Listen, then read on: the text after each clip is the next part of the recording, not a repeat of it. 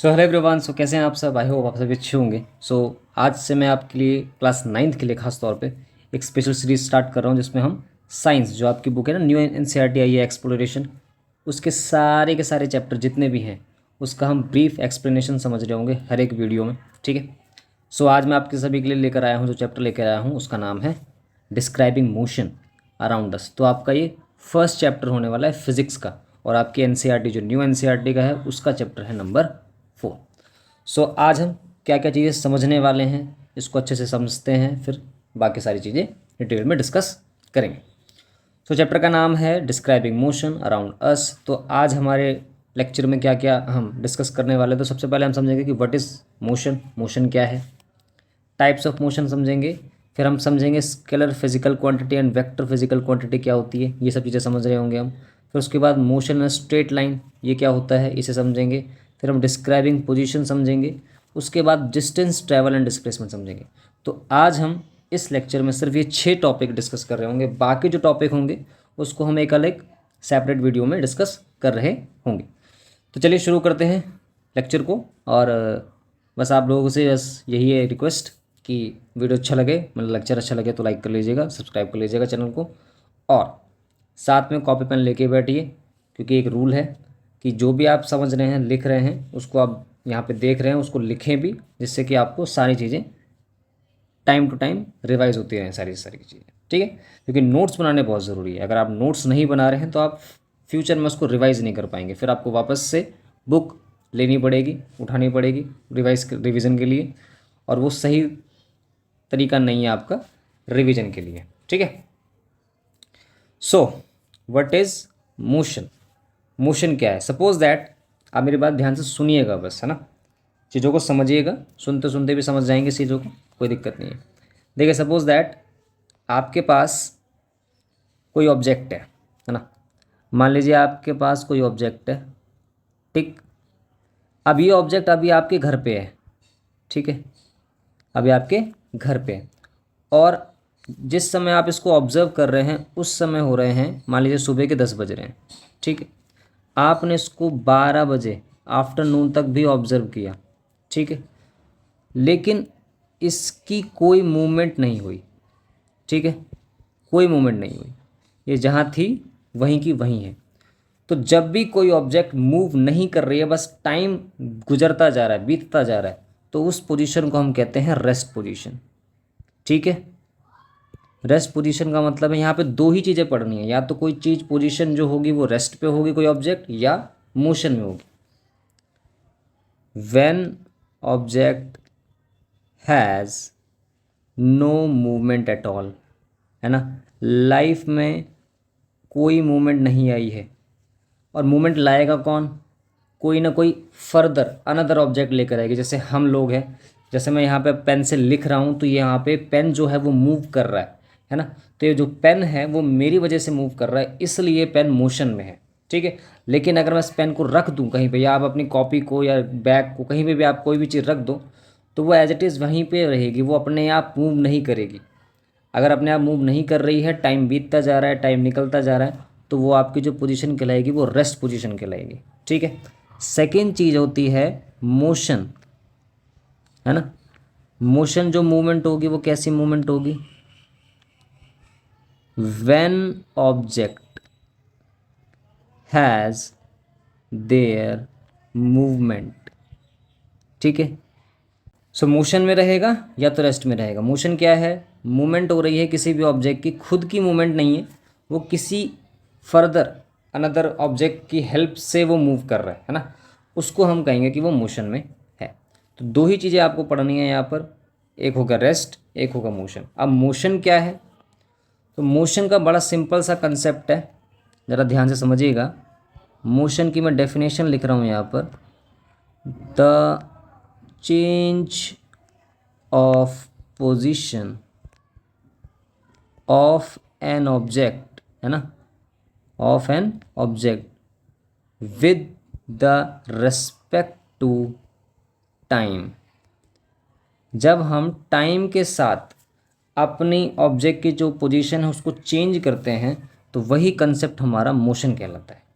ठीक है, जैसे सपोज दैट आपकी कार यहाँ पे थी, ए पोजीशन पे थी, कुछ समय लगा, आपने कार को बी पोजीशन पे पहुंचा दिया। तो यहाँ पे जो भी हुआ, इस पूरे कंसेप्ट को आप क्या कहेंगे? मोशन कहेंगे।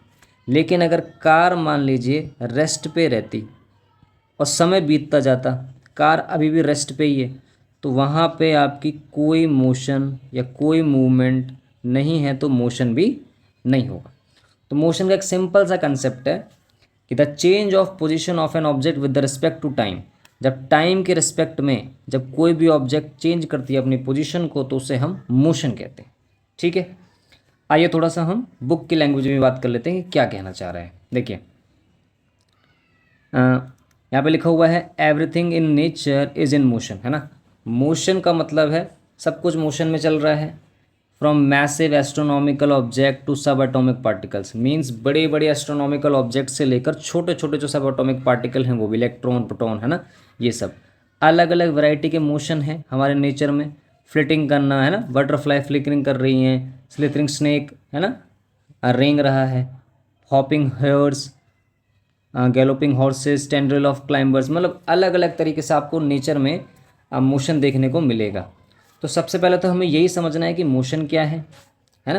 तो मोशन कुछ और नहीं है, कोई भी ऑब्जेक्ट जब पोजीशन चेंज करती है with respect to time, time अगर नहीं है तो कोई ऑब्जेक्ट अपनी पोजीशन को चेंज नहीं कर सकता।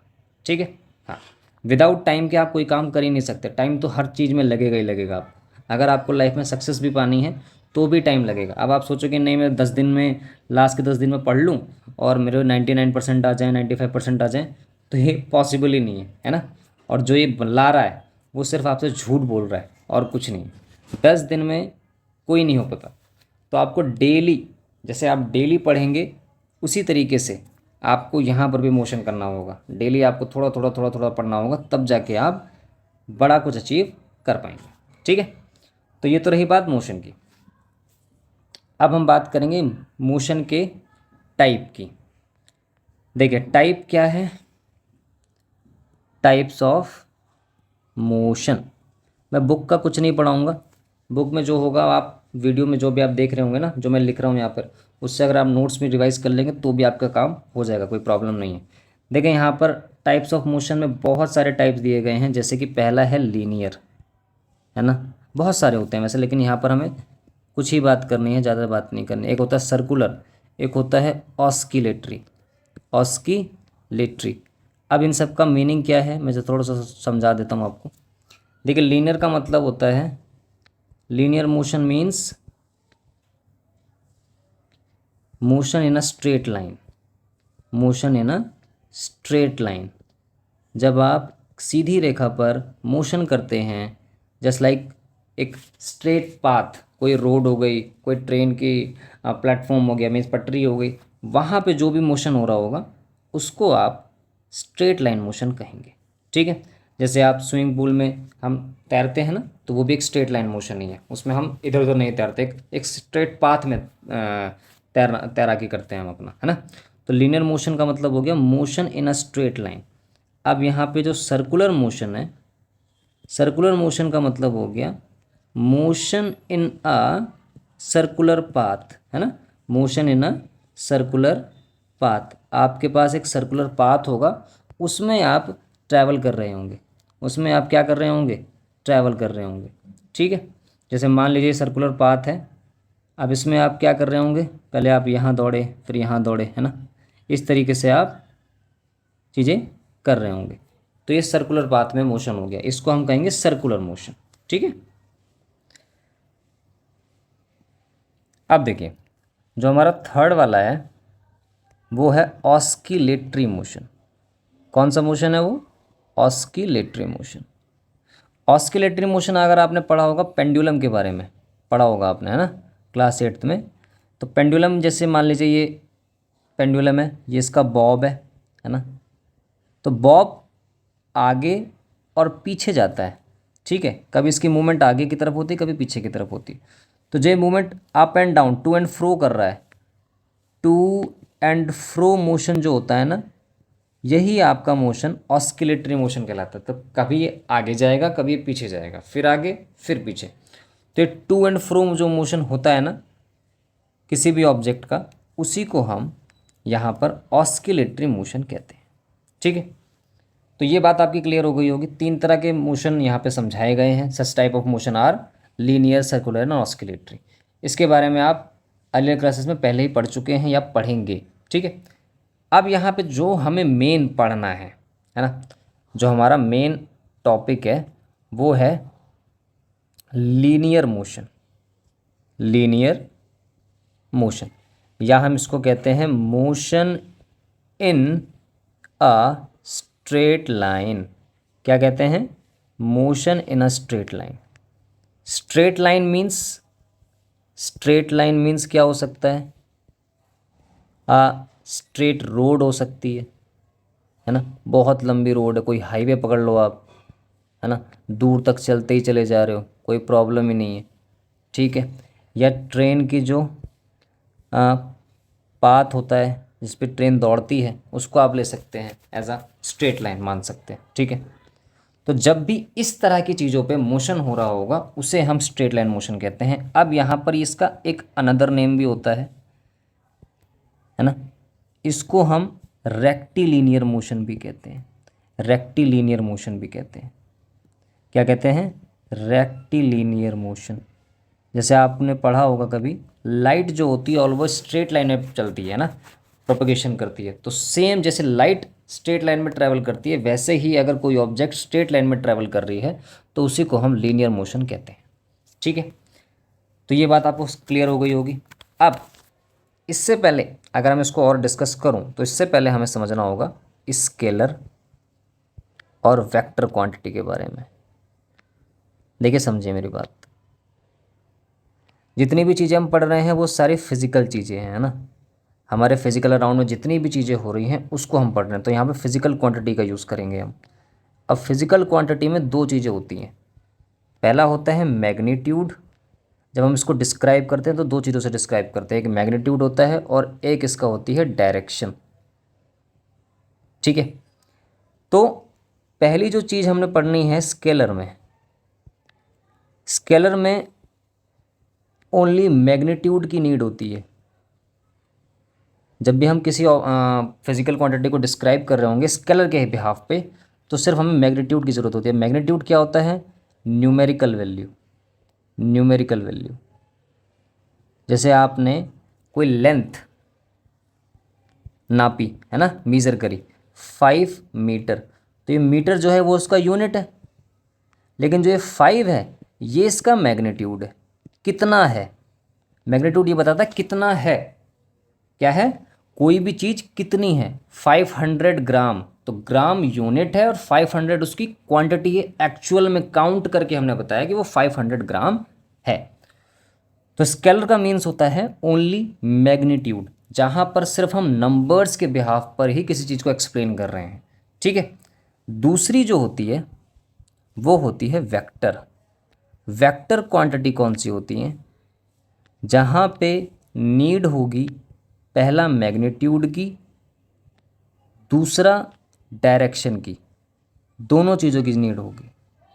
मीन्स मैग्नीट्यूड तो चाहिए चाहिए। जैसे मैंने बोला मेरी जो वेलोसिटी है, वेलोसिटी क्या है भी हम आगे पढ़ेंगे। जैसे मैंने बोला 50 किलोमीटर पर आवर टुवार्ड्स, है ना, टुवार्ड्स नॉर्थ। तो मैं 50 की वेलोसिटी से जा रहा हूँ, वो भी किस डायरेक्शन में? नॉर्थ की डायरेक्शन में, साउथ की डायरेक्शन में। डायरेक्शन कोई भी हो सकती है ना। तो जहाँ पे मैं डायरेक्शन को अगर मैं लिख दूंगा साथ में, तो वो जो फिजिकल क्वांटिटी होगी वो वेक्टर क्वांटिटी कहलाएगी। फिजिकल तो वो होगी लेकिन वो क्वांटिटी वेक्टर कहलाएगी। तो देखो यहाँ पर कुछ ऐसी फिजिकल क्वांटिटीज़ हैं, जैसे स्केलर में आपका कौन कौन से आती हैं। एग्जाम्पल मैं लेता हूँ आपके लिए, जिससे कि आपको थोड़ा सा समझ में आएगा। जैसे डिस्टेंस, डिस्टेंस में कोई नीड नहीं है डायरेक्शन की। टाइम, कोई नीड नहीं है डायरेक्शन की। स्पीड, कोई नीड नहीं है डायरेक्शन की। वेक्टर में आपका आया डिस्प्लेसमेंट, नीड है मैग्नीट्यूड की भी और डायरेक्शन की भी। वेलोसिटी, है ना, उसके बाद आया एक्सेलरेशन, है ना। ये सारी चीज़ें हमें पढ़नी होंगी, धीरे धीरे करके हम पढ़ रहे होंगे। तो आई होप ये सारी बातें आपको क्लियर हो रही होंगी। मैं बहुत आराम से बता रहा हूँ, चीज़ें हो सकता हो आप रिलेट भी कर पा रहे हो, है ना। तो वेक्टर और स्केलर क्वांटिटी समझ में आ गया। अब हम बात करेंगे स्ट्रेट लाइन मोशन की। Straight line motion, straight line motion, अभी तक मैंने किताब का एक पेज भी नहीं पढ़ा है ना। और आपको नीड भी नहीं होगी, जब हम सवाल करेंगे तो हम बुक को रेफरेंस पे लेंगे, लेकिन अभी लेने की नीड नहीं है, बस आप चीज़ों को समझें, है ना। स्ट्रेट लाइन मोशन, मैंने क्या बोला, motion in a straight path. For example road, है ना, एक स्ट्रेट रोड है, एक सीधी सड़क है ऐसे करके, जिस पे आप कोई भी कार बाइक चला रहे हो, ठीक है, कोई प्रॉब्लम यहाँ पे, इतना समझ लेना है आप, ठीक है। अब इससे जुड़ी हुई चीज़ें भी हमें पढ़नी है। देखो यहाँ पर कुछ एग्जाम्पल है, मैं आपको दिखाता हूँ। जैसे यहाँ पर देखो ये स्विमिंग कर रहे हैं बच्चे, है ना, ये लड़के देखो स्विमिंग कर रहे हैं, ये स्ट्रेट लाइन मोशन है, ठीक है। ये एक स्ट्रेट पाथ पे दौड़ रहे हैं, मीन्स तैर रहे हैं। देखो यहाँ पे एक कार चल रही है, एक स्ट्रेट पाथ पे चल रही है, ठीक है, एक स्ट्रेट पाथ पे चल रही है, कोई प्रॉब्लम नहीं है, ठीक है। देखो ये ट्रेन एक स्ट्रेट पाथ पे चल रही है। जब भी कोई ऑब्जेक्ट ऊपर से नीचे आती है तो एकदम सीधे गिरती है, कभी टेढ़ी मेढ़ी नहीं गिरती, इधर उधर ऐसे कर्व में नहीं गिरती, एकदम सीधे गिरती है। तो फ्री फॉल होना भी एक स्ट्रेट लाइन मोशन का ही एग्जाम्पल है, फ्री फॉल हो रहा है, ठीक है। तो यहाँ पे चीज़ें हमें समझ में आ गई होंगी कि मोशन इन स्ट्रेट लाइन का मतलब क्या है। अब हमें जो चीज़ समझनी है मोशन को समझाने से पहले, उसे हमें समझना होगा describing motion, sorry describing position. Suppose that आपके पास दो ऑब्जेक्ट हैं ए और बी। अब ये अगर दोनों ही मोशन में हैं, दोनों ही मोशन में हैं, तो क्या आप ये बता सकते हैं एक्चुअल में कौन मोशन में है। मीन्स कभी कभार क्या होता है कि हमें एक चीज़ रेस्ट पे दिखाई देती है ना, तब जाके हमें दूसरी जो चीज़ होती है वो मोशन में दिखाई देती है। मीन्स कहने का मतलब ये है कि किसी ऑब्जेक्ट के मोशन को समझाने के लिए, किसी ऑब्जेक्ट के मोशन को समझाने के लिए किसी दूसरी ऑब्जेक्ट का रेस्ट में होना ज़रूरी है। उसी को हमने यहाँ पर डिस्क्राइबिंग पोजीशन कहा है। कभी कभार आपने देखा होगा, मान लीजिए आप एक बड़े से ओशियन में हैं, ठीक है, यहाँ पे दूर दूर तक कुछ नहीं है और एक छोटी सी नाव मान लीजिए है।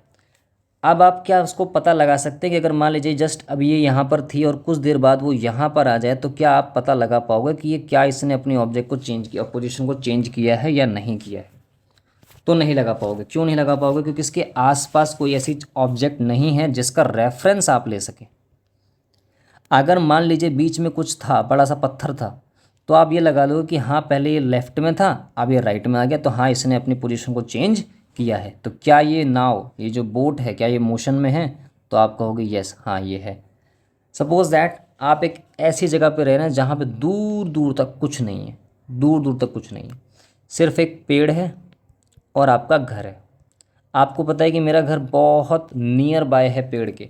सपोज़ दैट वो वहाँ से घर उठ के अपने आप, सपोज़ दैट वो कहीं बाहर आ गया और वो पेड़ भी साथ साथ आ गया, तो क्या आपको एग्जैक्टली अपनी पोजीशन के बारे में पता चल पाएगा कि क्या मेरा घर शिफ्ट हुआ या नहीं हुआ? क्यों नहीं हुआ? क्योंकि वहाँ पर कोई रेफरेंस नहीं है आपके पास, नो रेफरेंस। आपके पास कोई रेफरेंस नहीं है जिसके बिहाफ पर आप ये बात कर सकें कि हाँ मेरे घर की या मेरे जो साथ में पेड़ था घर के, उसकी पोजीशन चेंज हुई है। ठीक है, तो किसी भी ऑब्जेक्ट के मोशन को समझाने के लिए आपको पोजीशन समझाना ज़रूरी है, और जो पोजीशन हम समझाते हैं, जिस ऑब्जेक्ट की हेल्प से समझाते हैं, उसी को हम रेफरेंस पॉइंट कहते हैं। तो यहाँ पे we need a reference point to explain the motion of an object। ठीक है, सो हमें एक रेफरेंस पॉइंट चाहिए किसी भी ऑब्जेक्ट के मोशन को एक्सप्लेन करने के लिए। अब रेफरेंस पॉइंट क्या होता है? सपोज दैट रेफरेंस पॉइंट का एग्जांपल लेता हूँ मैं आपके लिए। आपने कहा कि my home is 2 kilometre north to the hospital. ठीक है, तो आपने हॉस्पिटल का रेफरेंस लिया है अपने घर की पोजीशन को बताने के लिए। मान लीजिए आपका ये हॉस्पिटल है, ठीक है, और मान लीजिए 2 किलोमीटर नॉर्थ है आप, ये आपका ये घर है, ठीक है, ये हाउस है। तो लोग सबसे पहले आपके घर नहीं आएंगे, सबसे पहले आपके वो जो हॉस्पिटल है जो आपने रेफरेंस पॉइंट लिया है वहाँ जाएंगे। उसके बाद वो 2 किलोमीटर और आगे ट्रैवल करके आपके घर आएंगे। तो जो ये हॉस्पिटल है ये क्या होगा आपके लिए? ये एक रेफरेंस पॉइंट होगा। आई होप आपको इतनी बातें सारी क्लियर हो रही होंगी।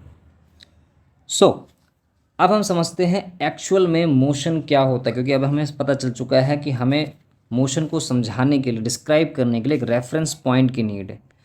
सो suppose that if the position of the object, अगर कोई ऑब्जेक्ट की position respect to the reference point change हो रही है टाइम के साथ, टाइम तो लगेगा ही लगेगा। अगर कोई भी ऑब्जेक्ट की पोजीशन किसी रेफरेंस पॉइंट के बिहाफ पर चेंज हो रही है तो हम उसको कहेंगे कि वो मोशन में है। अगर ऐसा नहीं हो रहा है, मीन्स रेफरेंस पॉइंट के बिहाफ पर वो ऑब्जेक्ट अभी भी वहीं है जहाँ पर वो पहले थी, तो वो कोई मोशन नहीं कहलाएगा, उसको हम कहेंगे कि वो रेस्ट पर है। ठीक है, तो सारी चीज़ें यहाँ पर जितनी भी चीज़ें होंगी मोशन को लेकर, उसके लिए हमें एक एक्सप्लेन करने के लिए क्या चाहिए होगा? एक रेफरेंस पॉइंट चाहिए होगा। We need reference point. I hope ये बातें आपको सॉर्ट हो गई होगी, एकदम क्लियर हो गई होगी ना, क्रिस्टल क्लियर हो गई। ठीक है, अगर आप चाहें तो आपकी बुक में भी लिखा हुआ है, देखिए आप यहाँ से पढ़ें।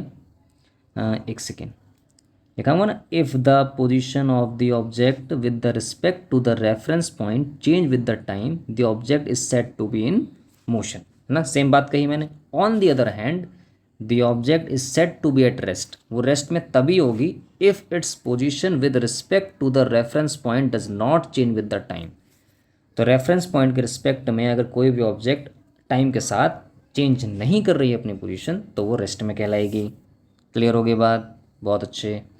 चलें अब थोड़ा सा हम एग्जांपल लेते हैं। सपोज दैट देखिए यहाँ पर पहले ये मान लीजिए स्टार्टिंग लाइन थी, अब इसने अपनी पोजीशन को चेंज किया। क्या अगर मान लीजिए सपोज दैट ये जो स्टार्टिंग लाइन है ये भी इसके साथ साथ दौड़ने लग जाए, है ना, जैसे जैसे ये दौड़ती जा रही है वैसे वैसे वो भी अगर दौड़ने लग जाए, तो क्या कोई ये कह पाएगा कि हाँ इसने रेस स्टार्ट की थी या नहीं की थी? तो बिल्कुल नहीं कह पाएगा, सीधी सी बात है। क्यों? क्योंकि जिस रेफरेंस पॉइंट को मानकर हम काम कर रहे हैं वो तो उसके साथ साथ चल रहा है ना, तो उसका रेस्ट में रहना बहुत ज़रूरी है। उसका ऑब्जेक्ट के मोशन के साथ कोई लेना देना नहीं होना चाहिए। ये नहीं कि ऑब्जेक्ट भी मूव कर रही है तो वो साथ साथ वो भी मूव कर रहा है, तो कोई रेफरेंस बनेगा ही नहीं। तो किसी एक का रेस्ट में होना ज़रूरी है, और जो रेस्ट में रहेगा वही क्या कहलाएगा? रेफरेंस पॉइंट कहलाएगा। बोलो हाँ या ना, समझ में आ गई? बहुत अच्छे। आप देखें यहाँ पर थोड़ी सी चीज़ें मैं और समझाऊंगा आपको, बुक की हेल्प से ही समझाऊंगा। ठीक है, देखें जहाँ से भी कोई भी ऑब्जेक्ट स्टार्ट करती है ना, वेयर, मैं डेफिनेशन भी लिख देता हूँ, where any object start, where any object start their journey that point is called origin। क्या कहलाता है? origin कहलाता है। ठीक है, थोड़ा राइटिंग मेरी सी खराब हो सकती है, बस ध्यान रखिएगा चीज़ों के बारे में। ठीक है, समझिएगा मेरी बात। कोई भी टू डिस्क्राइब, देखिए यहाँ पर मैं अब बुक की लाइन पढ़ रहा हूँ। To describe the position of the athlete let's take her starting point as a reference as shown in figure 4.3। जैसे यहाँ पर देखो 4.3 में ना ये ओ पॉइंट है। ठीक है, let's make a straight line with the distance mark on it and mark the reference point on its origin. So I hope ये बातें क्लियर हो गई होंगी, है ना। तो जहाँ से भी हम कोई भी ऑब्जेक्ट अपना स्टार्ट कर रही है जर्नी को, उसे हम ओरिजिन कहते हैं, और उसी को हम रेफरेंस पॉइंट भी कहते हैं ना, उसे ओ हम डिनोट करते हैं। ठीक है, सो देखिए पोजीशन जो हो सकती है वो आपकी प्लस में या माइनस में हो सकती है। मीन्स पोजीशन जो होगी वो आपकी फॉरवर्ड हो सकती है या बैकवर्ड हो सकती है। ये आपकी एनसीईआरटी में ही लिखा हुआ है। ठीक है, फॉरवर्ड के लिए प्लस, बैकवर्ड के लिए माइनस। अगर आप चाहें तो मैं दिखा भी देता हूँ, है ना। देखिए यहाँ पर लिखा भी हुआ है, for the object moving in a straight line the object can move only in one direction. कोई भी दो डायरेक्शन में से किसी एक डायरेक्शन में ही वो मूव कर सकती है, या तो फॉरवर्ड या बैकवर्ड। फॉरवर्ड के लिए प्लस, बैकवर्ड के लिए माइनस। ठीक है, ये बात समझ में आ गई आपको। ठीक है, अब position to the right of the reference point O are generally taken as positive. अब आप यहाँ पर देखें ध्यान से, अगर आप ओ से राइट में जा रहे हैं तो आपकी पोजीशन पॉजिटिव कहलाएगी, अगर आप लेफ्ट में जा रहे होते तो ये आपकी नेगेटिव कहलाती। ठीक है, सो इतनी बातें आपको समझ में आ गई होंगी। पोजीशन या तो फॉरवर्ड होगी या तो बैकवर्ड होगी। कैसे पता चलेगा? जो पोजीशन आपने ली है, रेफरेंस पॉइंट लिया, अगर आप उसके राइट में जा रहे हैं तो वो पॉजिटिव कहलाएगी, अगर आप लेफ्ट में जा रहे हैं तो वो बैकवर्ड मीन्स नेगेटिव कहलाएगी। ठीक है, सो अब हमारा जो नेक्स्ट पॉइंट होने वाला है वो है distance travel, distance travel and displacement, है ना, डिस्प्लेसमेंट। तो थोड़ा सा मैं इसमें और अच्छे से एलैबोरेट करूँगा आपको। देखिए समझिएगा मेरी बात। पोजीशन दो होती हैं बेटा जी, ठीक है, पोजीशन दो होती हैं। पहला होता है इनिशियल, कहाँ से आप स्टार्ट कर रहे हैं और कहाँ आप उसको एंड कर रहे हैं, उसे हम कहते हैं फाइनल। सपोज दैट आपने यहाँ से इनिशियल स्टार्ट किया, है ना, आपने एक स्ट्रेट पाथ पे स्टार्ट किया और यहाँ पे आपने फाइनल किया उसका। ठीक है, अब जो टोटल लेंथ आपने कवर करी है ये 100 मीटर है। क्या है? 100 मीटर। सो डिस्टेंस क्या होता है? डिस्टेंस की एक बेसिक सी डेफिनेशन मैं बताऊंगा आपको।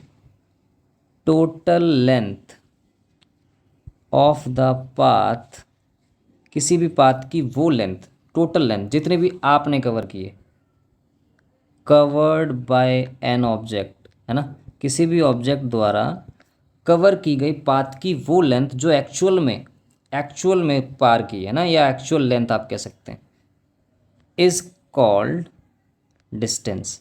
अब सपोज दैट मान लीजिए एक हाईवे है जो 50 किलोमीटर का है ना, टोटल 50 किलोमीटर का है, लेकिन आपने सिर्फ उसकी 10 किलोमीटर ही कवर किया है, तो जो एक्चुअल लेंथ होगी वो 10 है आपकी। ठीक है, 50 नहीं है, तो डिस्टेंस भी आपकी कितनी होगी? 10 किलोमीटर ही होगी। ठीक है, तो डिस्टेंस कितनी होगी आपकी? 10 किलोमीटर होगी। इतनी बात क्लियर हो गई आपको?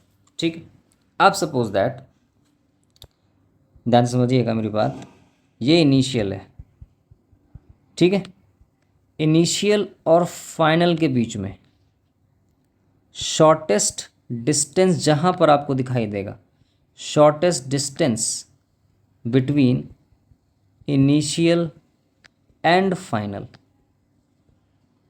Position called displacement.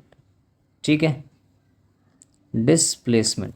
Suppose that, देखिए एग्जांपल मैं बता रहा हूँ आपको, ये आपका एग्जांपल है, ठीक है, ये आपका एग्जांपल, ये पाथ है एक, यहाँ पे दो पोजीशन थी, ये ए है ये बी है। अब आप अगर आप डिस्टेंस ट्रैवल करेंगे तो आपको इस पाथ पे ऐसे चलना पड़ेगा ना, यहाँ चलना पड़ेगा। अब मान लीजिए रास्ते में कुछ है, कुछ भी हो फर्क नहीं पड़ता। अब ए और बी के सबसे शॉर्टेस्ट डिस्टेंस कहाँ दिखाई दे रही है? तो आप कहेंगे सर कि ये दिखाई दे रही है, लेकिन बीच में तो कुछ ना कुछ है, तो हम जा तो सकते नहीं, तो हमें प्रॉपर एक वे लेकर जाना पड़ेगा बी तक पहुंचने के लिए। लेकिन अगर सपोज दैट ये चीज़ यहाँ पर नहीं होती, जो बीच में एक ब्लॉक है ये ना होता, तो आप डायरेक्ट ए से बी बीच में से ही पहुँच जाते। तो शॉर्टेस्ट डिस्टेंस जो भी होगा वो आपका डिस्प्लेसमेंट कहलाता है। क्या कहलाता है? डिस्प्लेसमेंट कहलाता है। कैसे समझे ज़रा। सपोज दैट आपने 0 से स्टार्ट किया, ये 10, ये 20, ये 30, 40, 50, 60, है ना, 60 पे आके लास्ट हो रहा है। अब ये आपका ओ पोजीशन है, ये ए पोजीशन है, ये बी पोजीशन है। अगर आपने टेबल समझ ली, समझ लो आपका काम हो गया। आपको डिस्प्लेसमेंट और डिस्टेंस दोनों समझ में आ जाएंगी।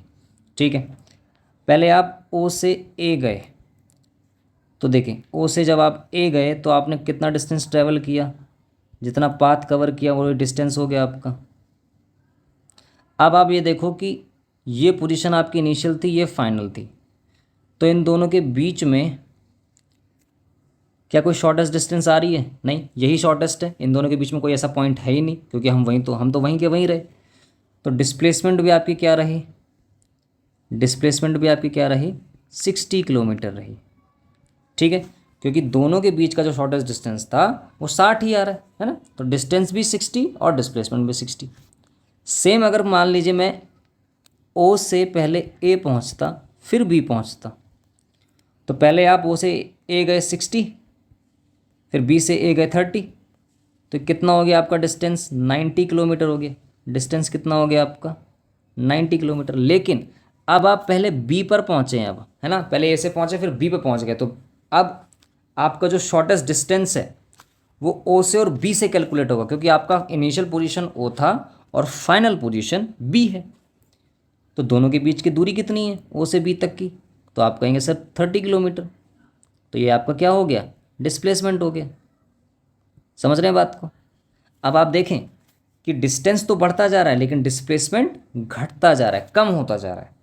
अब आप सपोज दैट तीसरी कंडीशन में ओ से पहले ए गए, फिर ए से बी होते हुए आप ओ पे वापस आ गए, तो 60 आप ऐसे चले, 60 आप ऐसे चले, तो 60 कितना हो गया? 60 और 60 कितना हो गया आपका? 120 किलोमीटर हो गया, हाँ या ना? लेकिन अब ओ से आप तो वापस ओ पे आ गए, तो क्या दोनों पोजीशन सेम नहीं हो गई? जब दोनों पोजीशन सेम हो जाती हैं तो वहाँ पे जो डिस्प्लेसमेंट होता है वो आपका ज़ीरो हो जाता है। ठीक है, जब दोनों पॉइंट्स के बीच की जो दूरी है वो एकदम ज़ीरो हो जाए तो डिस्प्लेसमेंट भी क्या हो जाता है? ज़ीरो हो जाता है। सो आई होप ये बातें आपको समझ में आई होंगी।